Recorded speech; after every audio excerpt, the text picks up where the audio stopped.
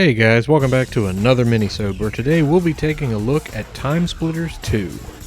The plot for the game's story mode is pretty basic. The year is 2401, and humanity is in a terrible war with an evil alien race known as the Timesplitters, who plan to end mankind by going back in time and disrupting key events in history to destroy the future. Two space marines, Cortez and Hart, are sent to a space station that's under attack from the Splitters so they can retrieve the aliens' time crystals. However, our heroes are too late as the Splitters hop into time to hide the crystals throughout history. As they prepare to jump in after them, Splitters start to break down the door to the control center Cortez and Hart are in, so Hart stays behind to fend them off while Cortez leaps into the portal to finish his mission. Well, like I said, basic. But Timesplitters is a series that doesn't get too heavy on the plot. Hey, don't get ahead of me yet. Anyway, the story does its job well here, as it's all about shooting bad guys anyway. Although I do like that Cortez pulls off a quantum leap and jumps into the body of that particular time period's hero.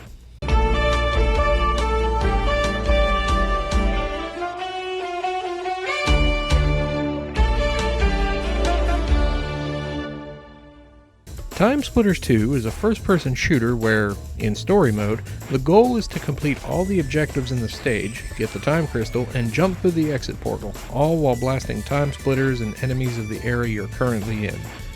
There are 10 stages that take you all over time, from the dark 1800s, the swinging 60s, distant future, and more. This also reflects on your arsenal, meaning there's a ton of weapons at your disposal, from classic and modern bullet-based guns to futuristic laser weapons. It's a fun and challenging campaign that will prepare you for the other modes of the game. Even co-op is a part of it. Hell, there are some nifty little mini-games you can find and play on your portable radar.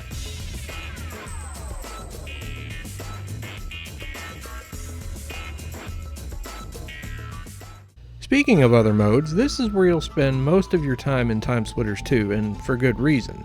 First is the arcade and challenge modes, where you're placed in a specific scenario and must complete it within certain requirements.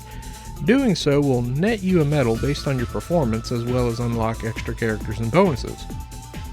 Arcade League is similar. You have 3 levels of stages, with each containing preset rules, stages, and bots that you must finish, also netting you medals and bonuses. Then there's straight up arcade modes, where you and your friends can partake in regular or team deathmatch, capture the base, as well as a few more. You can also set up bots, weapon layouts, how many points needed to win, and characters. Lastly, there's Map Maker, where you can create your own maps with in-game assets to use for multiplayer. All game modes can be played in split screen or system link, making this a great party game. The only thing that might be a problem for some players is the controls. Well, depending if you played Goldeneye or not, as the controls are very similar to that, though you can customize them a little. Then again, the Timesplitters series was created by former members of Rare, so in any case, it'll take getting used to for a bit, but afterwards it feels very smooth.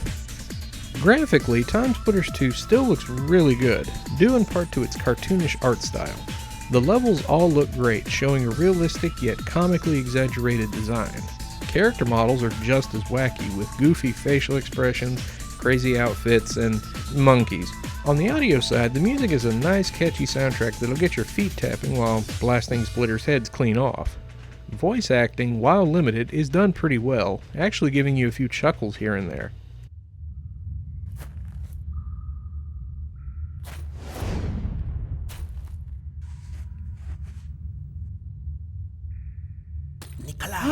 Shh. We shouldn't be in the research center without security clearance. I'm telling you, I heard gunshots. They're killers if they find out. Come on, coward.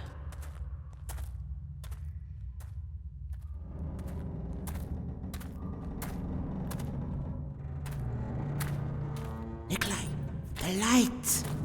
Stupid torch. Does nothing in this army work.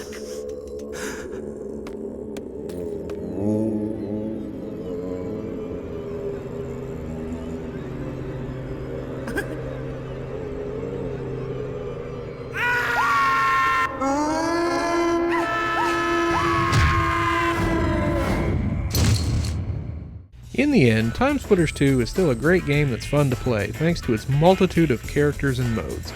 There is a sequel that upped the ante on what Part 2 offered, Future Perfect, but that's for another time.